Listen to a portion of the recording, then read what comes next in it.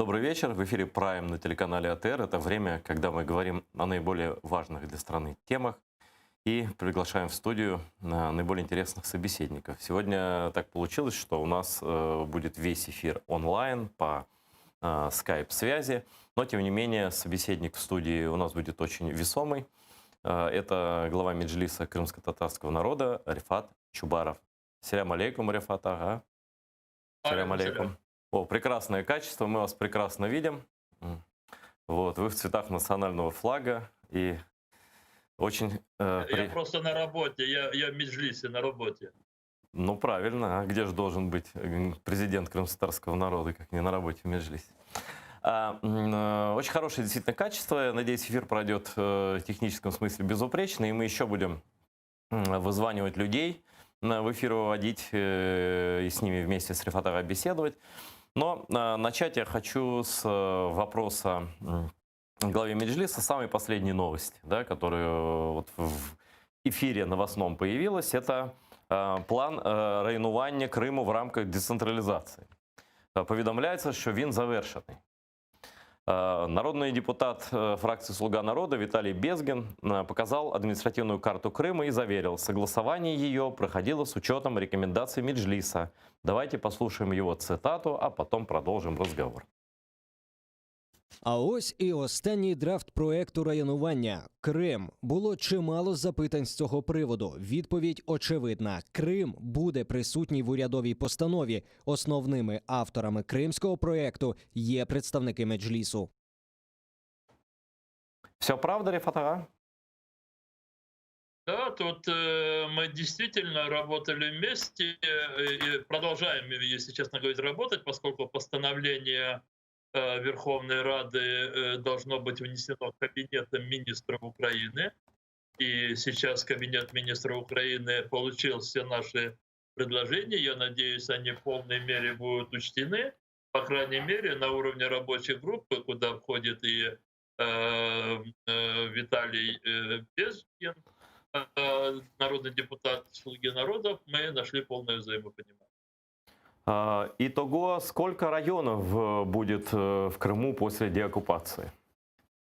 Ну, смотрите, первый вариант, который был предложен Кабинетом министров, речь шла о 10 районах, о 7 районах. Наше предложение на сегодня 10 районов, и оно взято за основу. Хотя некоторые эксперты предлагали количество меньше даже, чем 7 районов. Это все связано с рассуждениями о эффективности управления. Но мы, конечно, как представители Меджлиса и народные депутаты Украины, крымские татары, мы, конечно, исходили также из исторических и культурных особенностей, специфики Крыма. Поэтому на сегодня 10 районов. А то, что вы сказали, эта фраза, как понять, Бахчисарай там не был обозначен в качестве райцентра в изначальном варианте, да? Нет, просто были более крупные районы. Скажем, Джанкойский район, он охватывал и Яны-Хапо, то, что люди привыкли пока еще Красноперекопский, охватывал практически всю степную часть. Не было Манского района, да, то, что раньше называлось Красногвардейский. Белогорский мы особо выделили тоже. Бахчисарайский район расширили, поскольку для нас это очень важно с точки зрения охвата всех населенных пунктов, которые и сохраняли очень длительное время, в том числе после первой аннексии Крыма, этническое и культурное ядро крымско-татарского народа. Скажите, какова судьба города государственного значения, как там он называется сейчас в Конституции Севастополя в этой связи?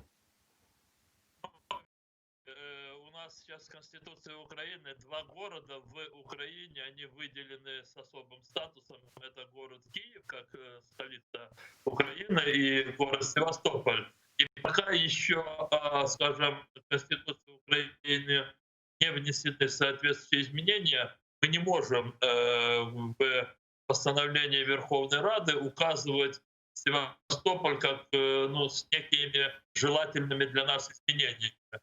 Но там есть отдельный пункт, который говорится, что впоследствии после внесения соответствующих законов статус Севастополя он будет пересмотрен. Город Севастополь в нашем общем представлении, здесь позиция абсолютного большинства разных сторон совпадает, он не должен иметь особый статус на территории Крымского полуострова.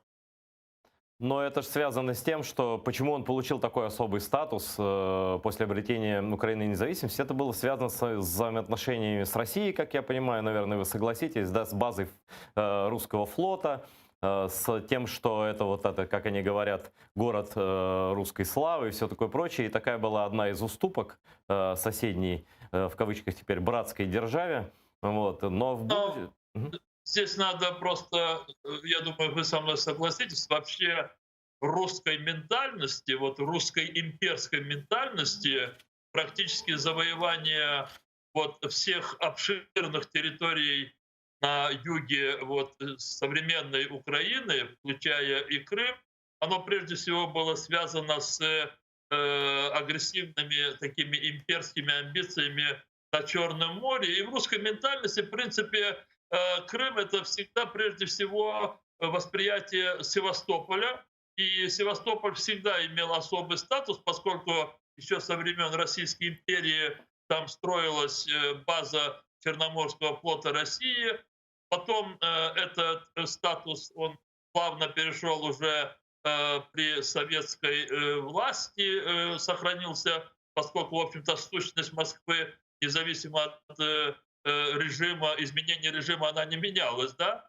И потом уже после распада СССР и провозглашения независимой Украины так получилось, что особого отпора уже в годы независимой Украины особому статусу Севастополя не оказывалось. Но для Москвы, вы абсолютно правы, Севастополь всегда выделялся особо, поскольку это, собственно, и была крепость для поползновений России на другие государства.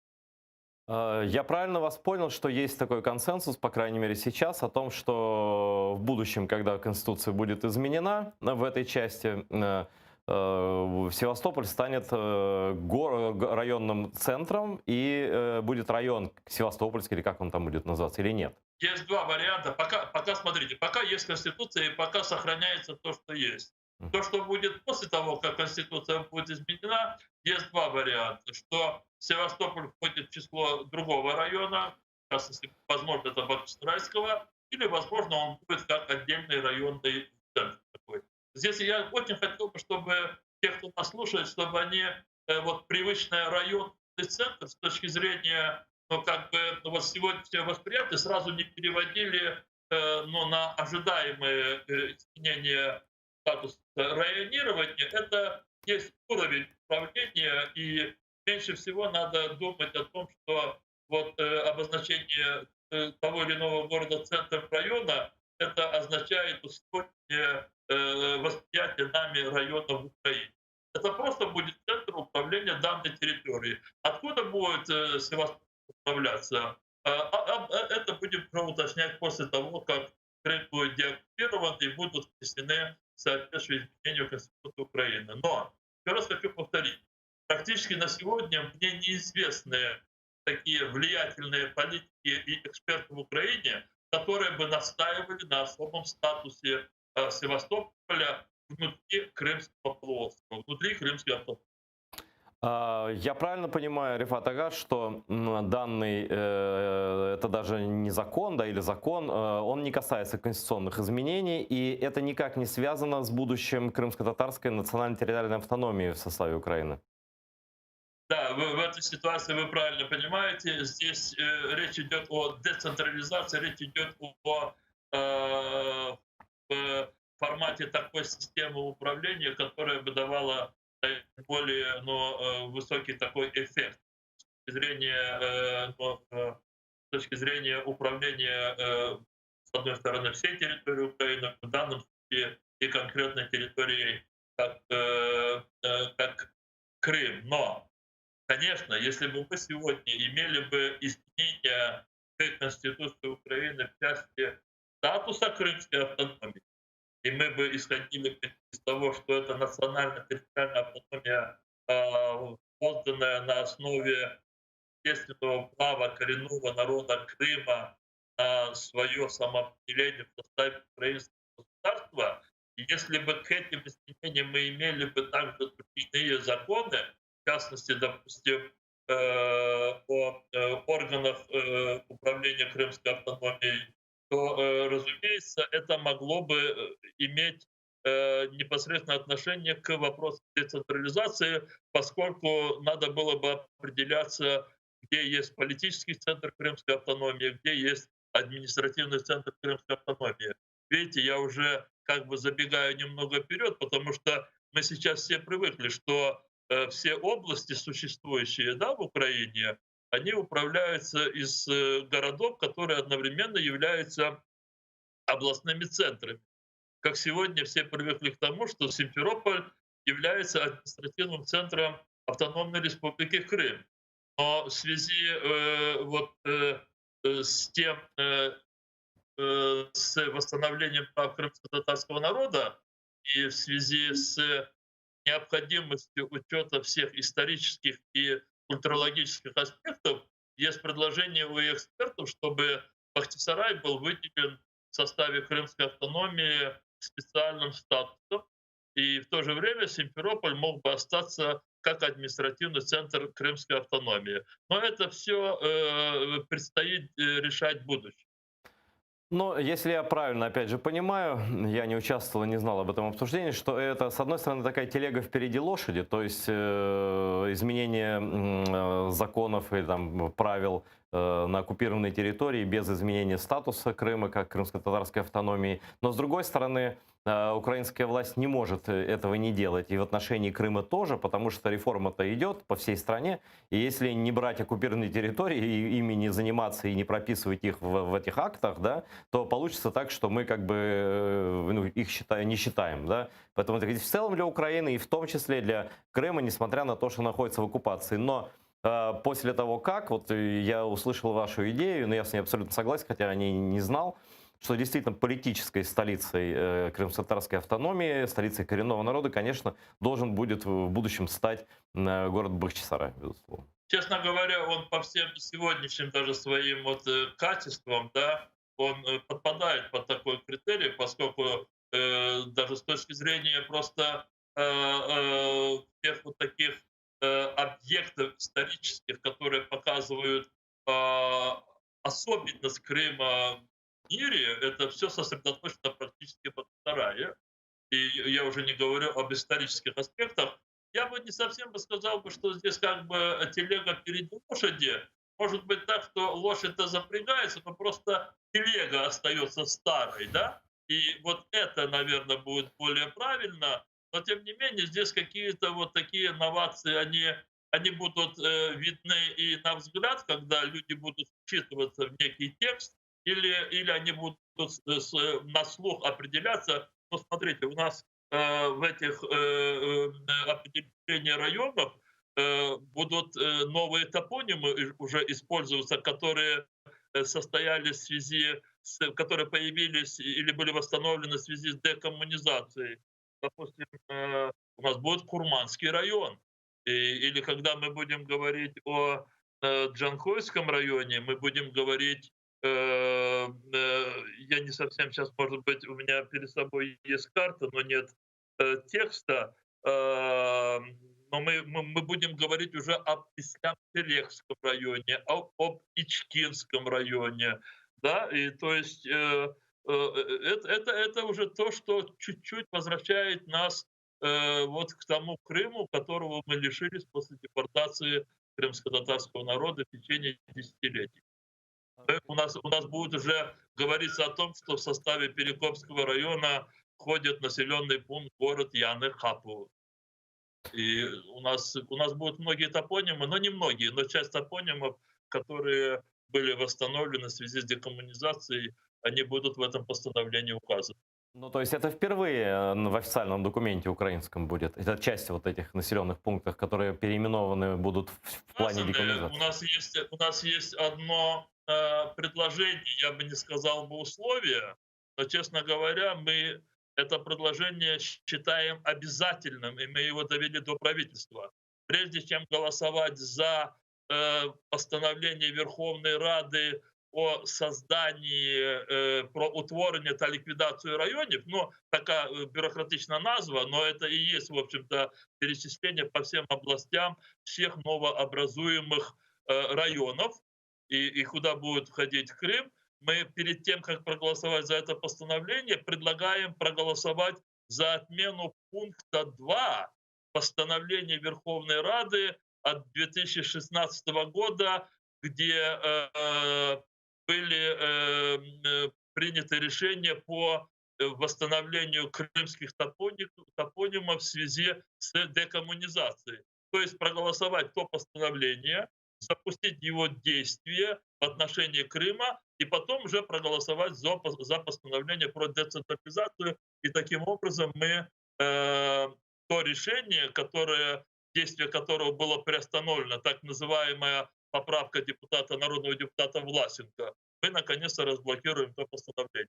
Правительство с таким подходом пока соглашается. Ну, было бы хорошо, потому что то было решение одно из самых половинчатых в истории прошлой Верховной Рады, когда переименовали, уже Google поменял название вот этих, сколько там, 150, что ли, населенных пунктов в Там Крыму были было. некоторые, Да. с моей точки зрения, абсолютно такие несостоятельные опасения, связанные с правовым статусом оккупированного Крыма, но нам тогда не удалось убедить наших коллег, и действительно, с одной стороны, приняли абсолютно правильное и справедливое решение, с другой стороны, остановили его введение в действие. Ну да, выглядело это, как будто испугались Россию, что ли, раздражать. Я уж не говорю про то, что там кроме этих населенных пунктов с приставками «красный» там и прочие Ленины, да, есть еще 1000 населенных пунктов, которые просто тупо переименовали в клубничные, земляничные, озерные, суходольные и всякие прочие, которые тоже бы надо вернуть. Это тоже можно было бы расширить действие закона демократизации, потому что это Сталин, уничтожая память о крымских татарах, это сделал. Ну ладно, это следующий этап уже, конечно. Да, я хочу немножко к другой теме перейти, она вас тоже касается, но в этой теме вы как бы, ну, сейчас будет понятно, кем являетесь, потому что у нас на связи адвокат Николай Полозов. Здравствуй, Коля. Добрый вечер. Вот, я хочу, чтобы ты рассказал, ну, в данном случае жителям оккупированного Крыма и всей Украины, о том, какие террористические в кавычках дела сейчас спешным образом шьют российские власти в оккупированном Крыму, там и не только, но в оккупированном Крыму конкретно сшито 3 уголовных дела. Вот, против Мустафы Джемилева, лидера крымско-татарского народа, против Рифата Чубарова, главы Меджлиса крымско-татарского народа, и против Ленура Ислямова, генерального директора телеканала АТР, вице-президента Всемирного конгресса крымских татар. Я знаю, что во всех этих делах ты в курсе, вот, хотя и не находишься сейчас в Крыму по понятным причинам. Расскажи-ка, это всем интересно, что шьют товарищи начальники НКВДшные, и каким гулагом угрожают нашим лидерам. Конечно, фиг у них что получится, но просто интересно. Да, ну что касается этих 3 дел, то эти дела были возбуждены в 2014-2015 году. Потом они были приостановлены, часть из них расследовала ФСБ, часть расследовал Следственный комитет. В 2015-2016 году их приостановили, и вот сейчас, в 2020 году, в один день, 26 марта, все эти дела были возобновлены. Часть из них уже следствие завершилось. Это дело Ленура Ислямова и Мустафы Джемилева. Дело Ленура Ислямова уже передано в суд. Дело Мустафы Джемилева по сообщениям Следственного комитета почему-то, хотя это прокуратура должна делать, тоже передано в суд. Что касается дела Рифата Чубарова, то по нему пока производится предварительное расследование. Но обвинения у всех разные. Мустафу Джемилева обвиняют в незаконном пересечении российской государственной границы, в небрежном хранении оружия, в незаконном хранении боеприпасов. Что касается Рифата Чубарова, его обвиняют в организации массовых беспорядков 26 февраля 2014 года в Симферополе у здания Верховной Рады Автономной Республики Крым, а также в публичных призывах к нарушению территориальной целостности Российской Федерации. А Ленуру Исламову обвиняют в проведении диверсии, в создании незаконного вооруженного формирования, а также в нескольких эпизодах публичных призывов к нарушению территориальной целостности. Но, на мой взгляд, триггером для российских властей в этих делах послужила, безусловно, политическая активность лидеров крымских татар, в частности, призыв к маршу на Крым, который не состоялся по понятным причинам в связи с распространением коронавирусной инфекции. Но репрессивная машинка, она была уже включена, была дана команда. И, несмотря на изменившиеся обстоятельства, на то, что марш 3 мая не состоялся, эти дела все равно форсированно расследовали и передали в суд. Для чего это нужно? Ну, совершенно очевидно, российские деятели будут впоследствии, значит, размахивать приговорами крымских судов в парламентской ассамблее Совета Европы и на других площадках, куда их пустят. Будут говорить, что, значит, лидеры крымских татар, вот они такие преступники, они нехорошие, и вообще, как бы, зачем говорить о деоккупации Крыма? То есть это ложится в общую канву российской политики относительно Крыма, это ложится в политическую формулу Путина, по которой он хочет разменять Донбасс на Крым, то есть втюхать обратно Украине при поддержке Запада Донбасс с расчетом на то, что про Крым вообще перестанут говорить, снимут санкции за его оккупацию и так далее, и так далее. Вот. Что касается процессуальной стороны дела, то вот я уже сказал, дело против Ленуры Исламова уже находится в суде, против Мустафы Джемилева вот сейчас попал в суд. А что касается дела Рифата Чубарова, то там интересная история. Следствие и суд никоим образом не хотят допускать меня в качестве защитника в это дело. Киевский районный суд затягивает безбожно абсолютно с рассмотрением жалоб, придумывает какие-то отговорки и поводы, по которым жалобы можно не рассматривать. Не знаю, с какой целью это делается. Понятно, что в деле 26 февраля я достаточно хорошо владею материалом, и, может быть, они боятся, что я им буду мешать допрашивать каких-то оставшихся свидетелей и потерпевших. В любом случае, когда дело будет передано в суд, они не смогут мне препятствовать для того, чтобы я принимал участие в этом деле. Но суть остается прежней. Это продолжение репрессий. Это сигнал тем крымским татарам, которые находятся сейчас на оккупированной территории, что преследовать будут всех и каждого, начиная с лидеров и заканчивая совершенно случайными людьми, которых чуть ли не отлавливают на улице, навешивая огромные сроки. Здесь расчет в этих делах, он, безусловно, и на внешнего потребителя, и на внутреннего. Николай, я все-таки считаю, что мы не российский, тем более не оккупационный суд, и мы должны дать слово подозреваемому в тяжких и полутяжких, сверхтяжких преступлениях. Рифат Ага, вот что вы можете сказать по поводу уголовного дела, в кавычках, против вас, и как бы вы ответили товарищам, которые его затеяли там? Ну, у меня там несколько уголовных дел, которые возбуждены со стороны российских оккупантов, или по некоторым статьям, я не настолько хорошо разбираюсь в юриспруденции, это лучше знает Николай, но каждый раз они придумывают все более и более, с их точки зрения, такие для меня как бы устрашающие статьи. Ну, это просто подтверждение того, что то, чем мы занимаемся, это действительно является для России, оккупировавшей Крым, достаточно болезненным. И они пытаются, преследуя не только меня, но и Мустафа Ага, других членов Меджлиса, десятки других крымских татар, они пытаются просто заставить нас всех замолчать, но, разумеется, эффект абсолютно другой. Здесь я знаю немножко обстоятельства, связанные с моим делом, но я благодарен адвокату Полозову тем, что он пытается войти защитником и по моему процессу, но ему все пытаются отказать и не допустить его. Российская оккупационная сторона, российский оккупационный суд все время придумывают какие-то новые причины и отказывают Николаю Полозову вступить защитникам по отношению ко мне. Но мы особо не торопимся, я, по крайней мере, мы фиксируем все то, что делают следствие, то, что делают оккупационные суды, и постараемся сделать так, чтобы все это потом было повернуто против них, и они, а там есть конкретные люди, в частности, следователь по моему делу, как он там, особо важный следователь или по особо важным По делам, особо важным делам.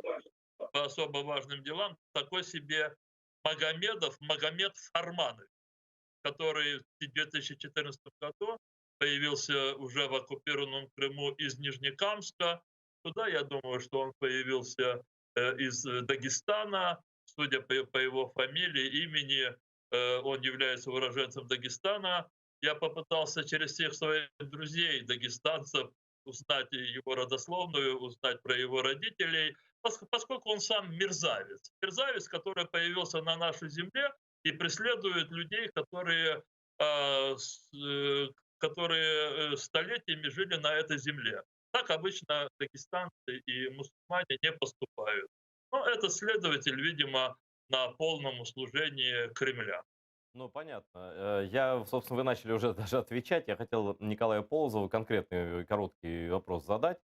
Но вот я вообще... Объясни мне смысл, пожалуйста, Николай, зачем вообще входить в эти дела с защитниками, зачем участвовать в этих судах, если, во-первых, они, изначально нелегитимны, потому что происходит в Крыму, то есть они с этими бумажками могут пойти только, я не знаю куда, вот в этот свой бревенчатый с дыркой, да? То есть ни в каких... То есть это изначально нелегитимно для любой европейской западной институции. Это первое, чтобы они там не нарисовали.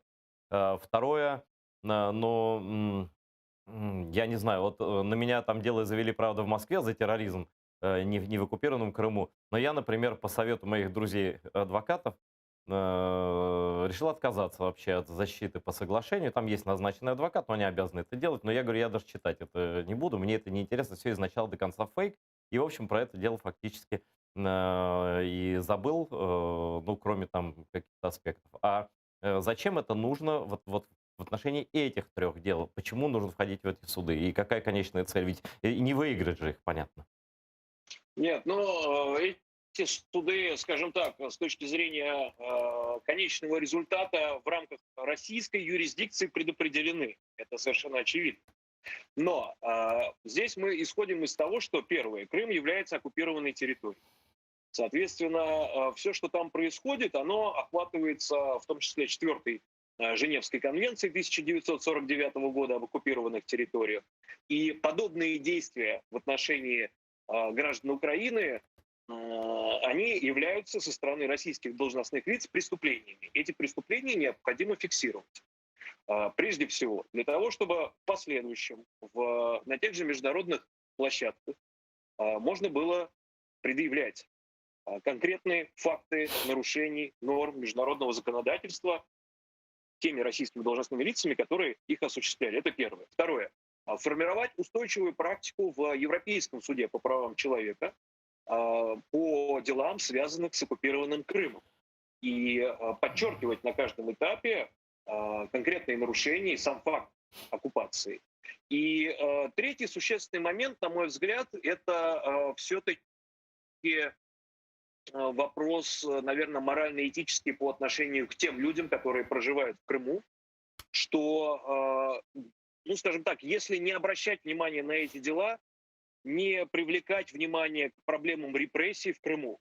Плюс в чем в этих трех делах? Никто из, значит, них, обвиняемых, ни Мустафа Джемилев, ни Рифат Чубаров, ни Ильнур Ислямов, они не находятся в руках российских властей. Они не сидят в СИЗО. Соответственно, у защиты могут быть развязаны руки по сбору необходимых доказательств, по, скажем так, отстаиванию той точки зрения, которую представляют каждый из этих людей. И это возможность экстраполировать вовне то, что российские власти хотели бы провести тихо, шито-крыто в Крыму. И потом размахивать, значит, какими-то бумажками на международных площадках. Нет, не выйдет. Каждое из этих преступлений будет под микроскопом рассмотрено.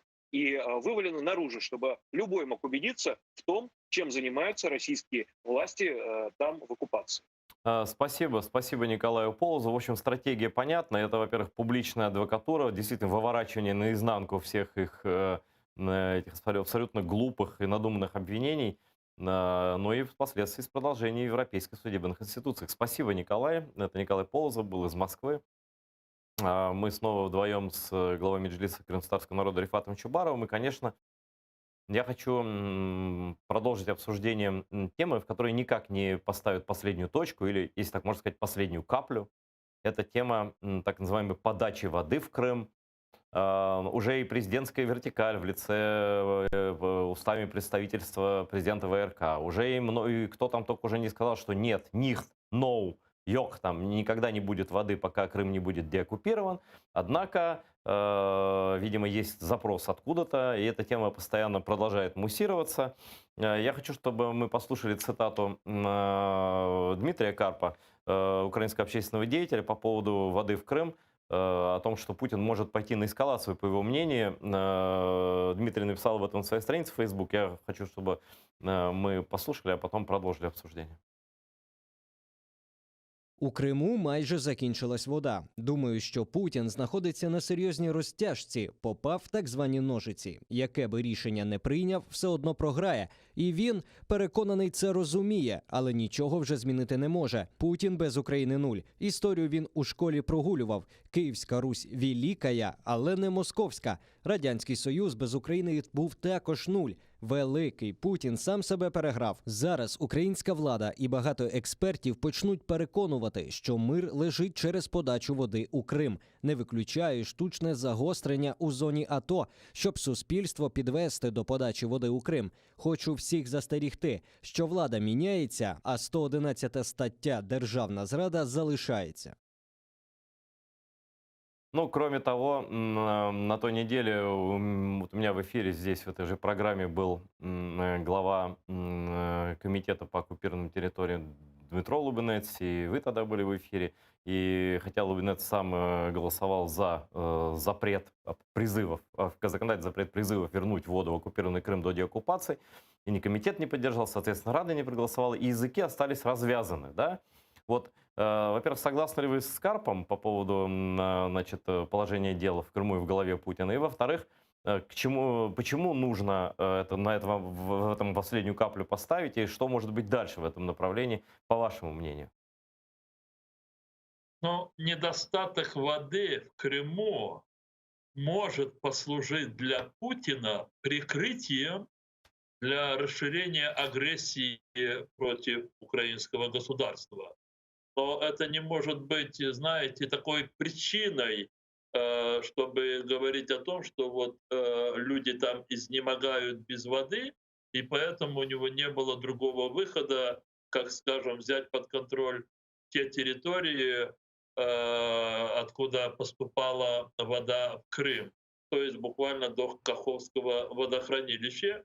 Я просто, как многие из числа экспертов, которых вы приглашаете к себе в студию, еще раз повторю, что питьевой воды в Крыму для того, чтобы обеспечить жизнедеятельность вот людей в быту, этого достаточно. Воды в Крыму не хватает и не будет хватать для рекреационных учреждений, для многих этих санаториев, пансионатов, которые полностью уже переоформились российскими олигархами или российскими государственными учреждениями. То есть в эту сферу воды действительно не будет хватать. Воды не будет хватать для военных объектов. Воды не будет хватать для расширения строительства тысяч и тысяч домов, квартир для переселения в Крым, собственно, граждан Российской Федерации, то есть для колонизации. Поэтому российским оккупантам надо выбирать, куда они будут тратить воду. Если они будут тратить на собственные оккупационные нужды, тогда населению надо будет принимать какую-то позицию по отношению к оккупантам. Ну и, конечно, еще необходимо тратить денежку на то, чтобы отремонтировать очень хорошо систему водоснабжения Крыма, она действительно давно не ремонтировалась, или то, что делалось, это было недостаточно.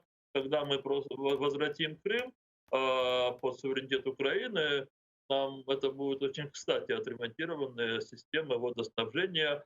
Оккупантам никуда не деться, если они хотят использовать вот ту малую часть воды, которая остается на водохранилищах, но, может быть, потом климат изменится, и там воды будет больше, им надо срочно ремонтировать системы поставки и отвода воды. Но я все-таки сейчас не хочу не об оккупантах поговорить, а о том, почему этот фонтан слез, я прошу прощения за такую невольную аллегорию, это никак не связано с Бахчисараем, фонтан слез по несчастным, умирающим от жажды оккупантам, на самом деле, в Северном Крыму особенно, где сосредоточены их ударные части в случае нападения на Украину.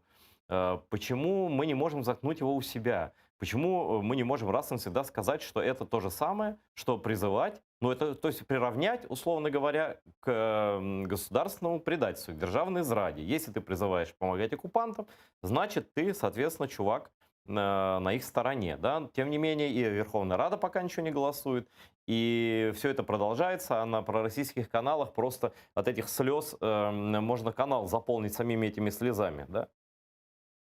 Вы тут абсолютно правы, и мне тут нечего вам возразить, и я тут, естественно, не оппонент вам. И мы с вами немного говорили на предыдущей вашей программе, когда вашим гостем в студии был господин Лубенец, о том, что принятие вот этого заявления, оно бы продемонстрировало бы или создало бы вот параметры нашего внутреннего поведения в вопросах сотрудничества вынужденного с оккупантами или несотрудничества, в том числе в части обеспечения природными ресурсами, ну, скажем, воды.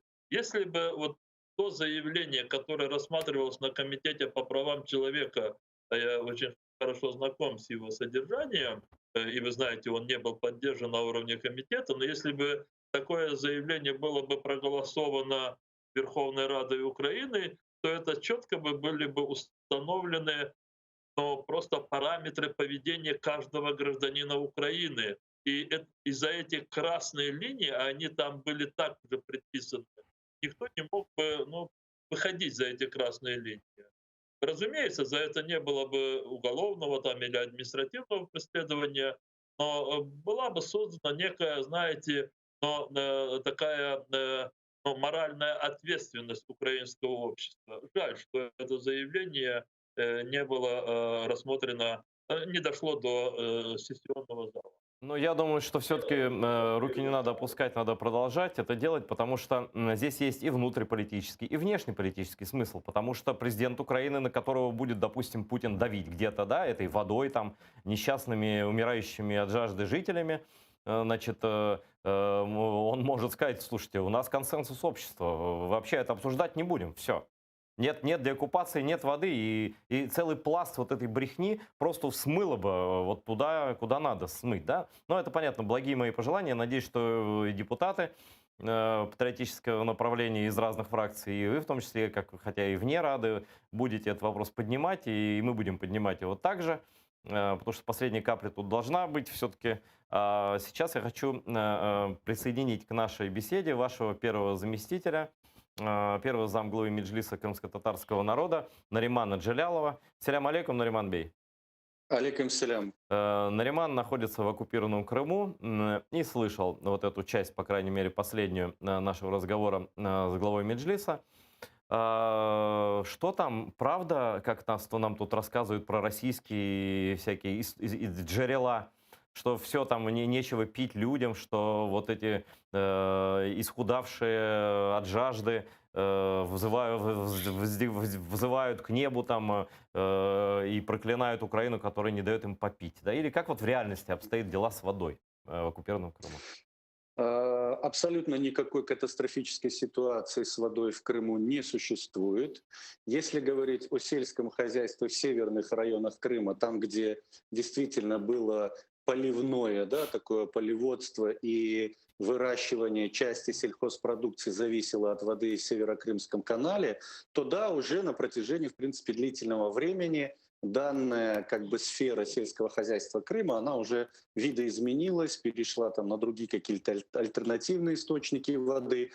Специалисты, в принципе, знают, что воду активно выкачивают из-под земли, то есть из скважин, сделанных еще при Советском Союзе и раскупоренных вот, и активно выкачиваемых вот этого драгоценного ресурса.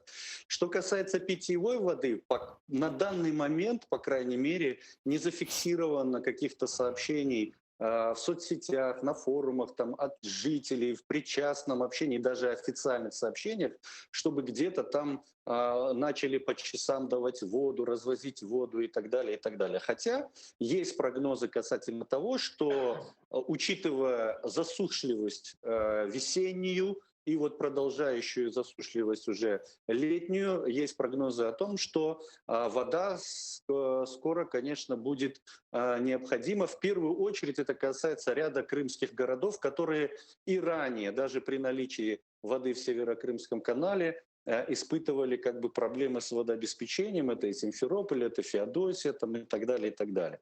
То есть эта проблема, она существовала и ранее, просто всегда была возможность за счет Днепровской воды этот вопрос каким-то образом все-таки решить. Сейчас проблема существует, и в первую очередь это касается Симферопольского водохранилища. Вы знаете, крымские блогеры, журналисты активно рассказывают, оно очень обмелело, хотя есть ряд соседних водохранилищ, где ситуация получше. По крайней мере, по сообщениям того же господина Аксенова, месяца на 3 бесперебойного обеспечения питьевой водой в Крыму есть.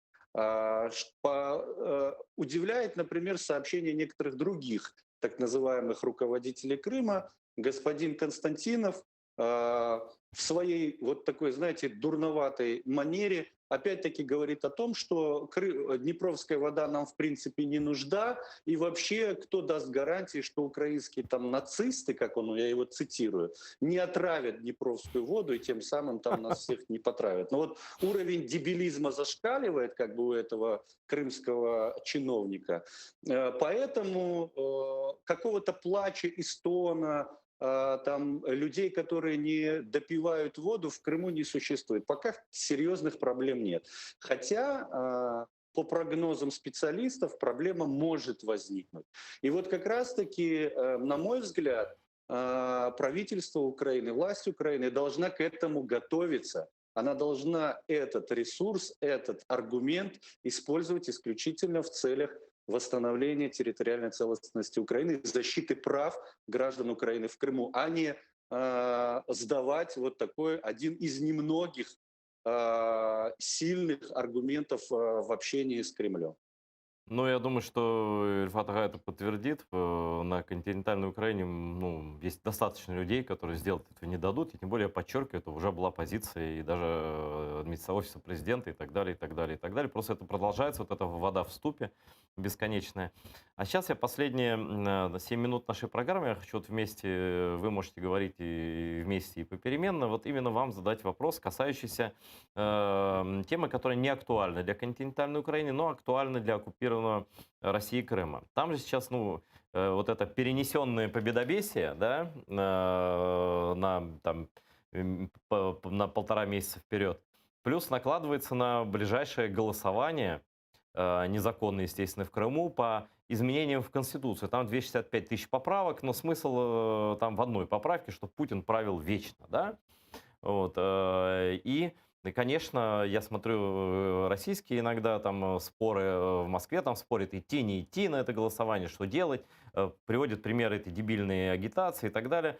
Так вот, и я бы хотел, чтобы Рифат Ага сказал свое мнение как глава Меджлиса о том, как населению в оккупации участвовать, не участвовать, и если не участвовать, то в какой форме там, в Крыму, в этом воцарении, в кавычках, Путина на вечное правление. Хотя мы знаем, знаете, все диктаторы живут по принципу «хочу жить вечно, пока все идет нормально». Да? Но это не всегда так. Да?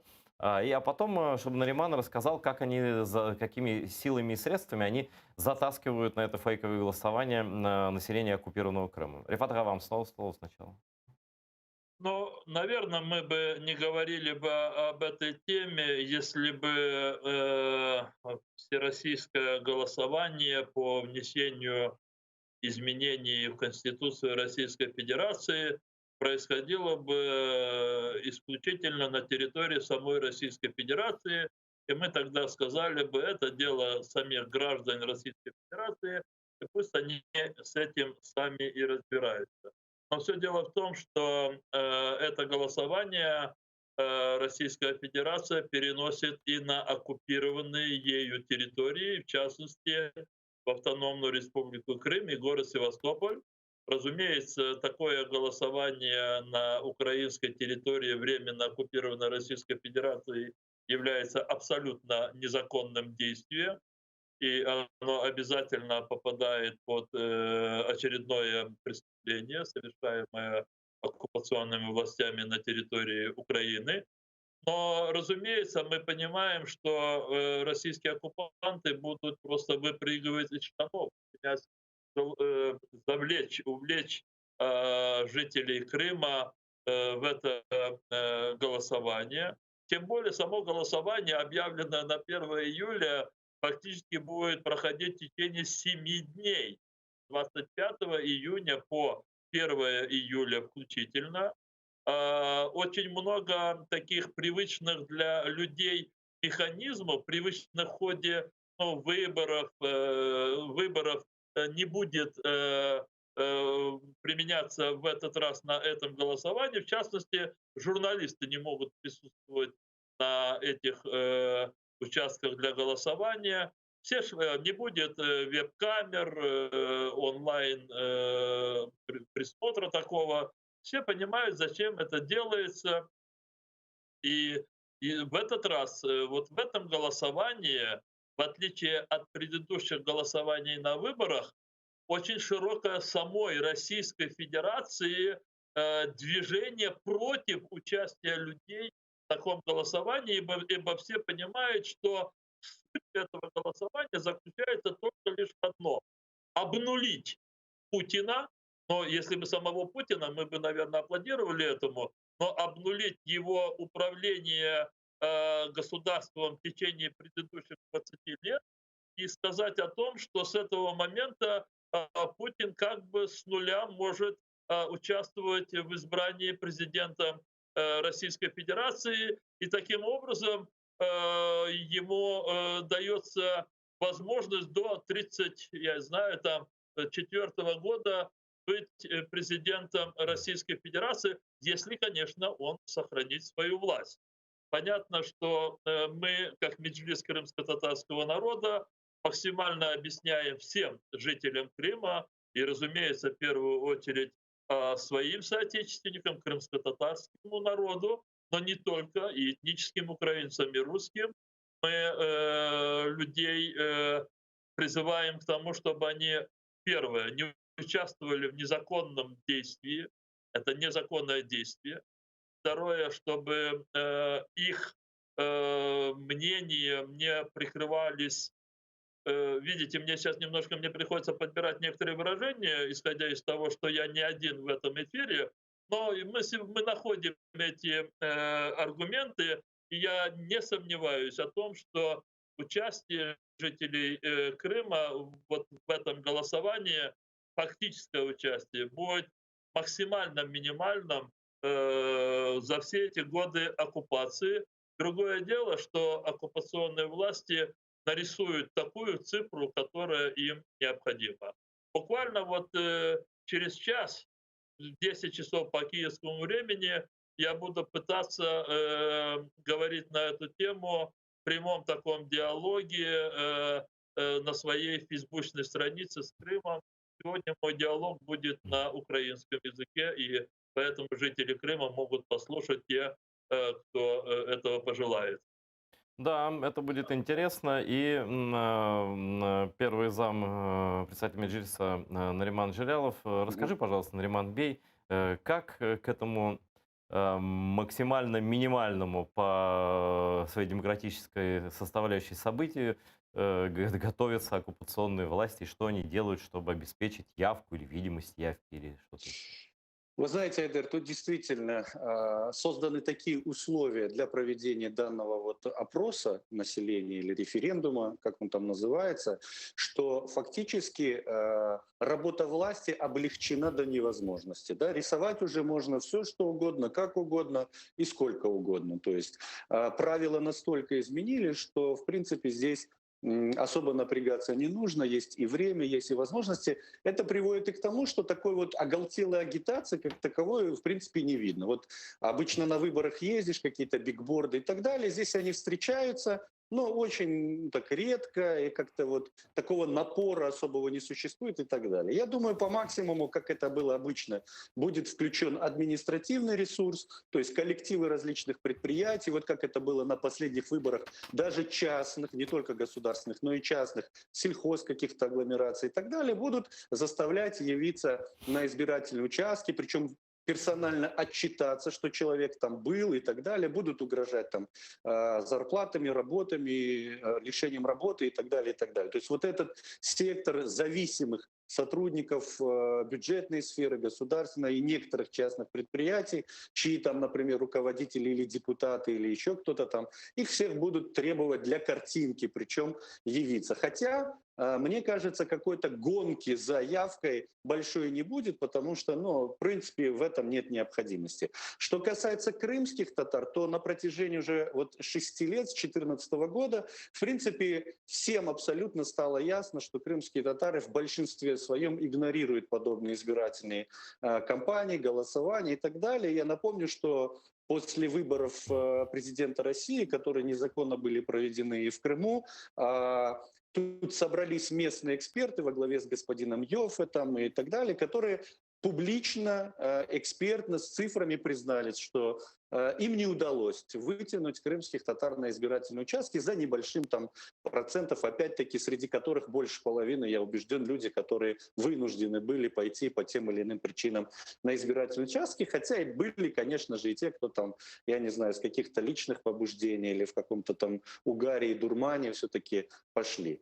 Поэтому здесь ситуация очень простая. В России все предельно ясно с референдумом. Эта поправка жизненно необходима Владимиру Путину, она будет принята. По касательно всех остальных, как бы, мне кажется, ситуация абсолютно безразличная, там, хотя имеет символические моменты, да, это там и момент семьи, и момент государствообразующей нации, там, и так далее, то есть вот эти идеологические моменты.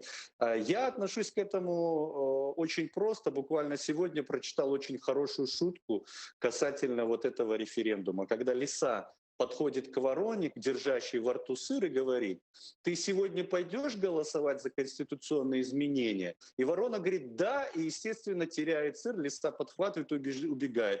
Ворона сидит, чешет голову и говорит: блин, надо было сказать нет. То есть, ну, мы понимаем, что ситуация от этого никак не поменялась. Поэтому сегодня в России и все, кто за говорит, и все, кто против будет, ничего не поменяет. И, на мой взгляд, будет принято то, что и должно быть принято. И парад Победы перенесен. Он просто должен, вот как раз-таки он и должен сыграть вот ту агитационную, да, какую-то составляющую, вот этот вот призыв пойти. Я думаю, там будет соответствующая речь и самого Владимира Путина, и все там будет обыграно таким образом, чтобы люди вот на этом фоне такого вот победобесия традиционного пошли и проголосовали, и сделали в первую очередь картинку для российских СМИ. Ну, что сказать? Рифат, хотите добавить что-то? Говорите, пожалуйста. Я хочу, извините, это не совсем, наверное, правильно, я хочу немножко к вам обратиться. Я думаю, здесь вы просто больше эксперт, чем мы с Нариманом. Ну, то, что в Крыму подавляющее большинство людей не придут и не будут принимать участие в этом голосовании, для меня это очевидно. Мне интересно, как поведет себя российское общество после того, когда, ну, после 1 июля им нарисуют огромную цифру явки и не менее огромную цифру поддержки Путина. Вы помните, Айдар, а я помню, что вы были участником вот этих митингов на Болотной, и я не помню, какой это был год, может, это был 12-11 год, вы сейчас скажете, когда мы сейчас просто находимся в интересной ситуации. Раньше мы, как меджлис и крымские татары, мы отвергали все эти выборы, поскольку они для нас были незаконными, и наши люди туда не ходили. Но в свою очередь все политические партии, как правило, призывали людей на территории самой России идти на выборы, а потом они очередной раз испытывали разочарование, ну, исходя из приписок, фальсификаций и тому подобное. А сейчас многие партии в самой России тоже призывают не идти на выборы. Но результаты явки, которые будут сфальсифицированы, они будут большими. И вот я хочу, Айтер, вас спросить, как вы думаете, российское общество может снова выйти на площади, как было вот в 2012, по-моему, году, когда тоже были такие фальсификации? Спасибо за вопрос, Рифат ага. Понимаете, я, хотя и давно уже не живу в России, там 5 лет, ровно, кстати, я наблюдаю. Я нахожусь в абсолютной уверенности, в отличие от многих там некоторых украинских аналитиков и так далее, что это голосование ни к чему, конечно, никакой не конкурентный, с понятным, как Нариман говорит, результатом, и везде все понятно, да, оно будет таким последним унижением. Ну, нет, не последним, конечно, но оно будет очередным очень сильным унижением для людей в России, которые хоть как-то еще представляют свою страну в качестве хоть какой-то, хоть условной, хоть игрушечной демократии. Этот референдум будет проведен в стиле Корейской Народно-Демократической Республики, вот, потому что Путину не могут отказать в доверии, безусловно, потому что фюрер не может быть без поддержки там, 90 там, с чем-то процентов граждан, я в этом абсолютно уверен. И еще мой прогноз состоит в том, что вот сейчас оппозиционеры российские там опять ругаются, идти, не идти, и как будто как бы от этого что-то зависит. Но и пойдут, не пойдут, я считаю, что, конечно, не надо идти, потому что ну, просто не быть частью этого позорного цирка, даже там, даже в Москве там, или где-то, да, но я считаю, что пассионарный заряд российского общества, хорошо, что вы вспомнили про те годы, это действительно был 12-й год, даже частично 11-й, когда вот выборы были фальсифицированы в Государственную Думу, имею в виду.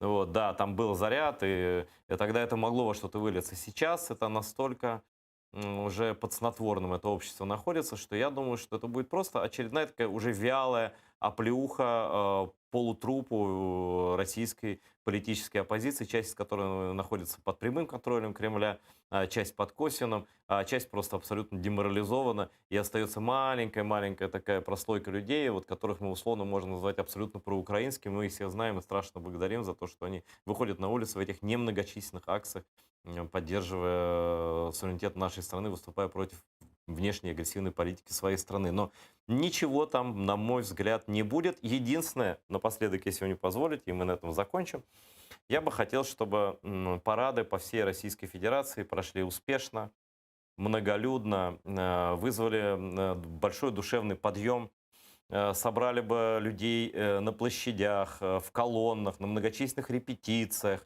в ходе проведения парада, чтобы были объятия, сердечные слезы, любые формы обмена жидкостями на территории страны-оккупанта в данный период можно только приветствовать.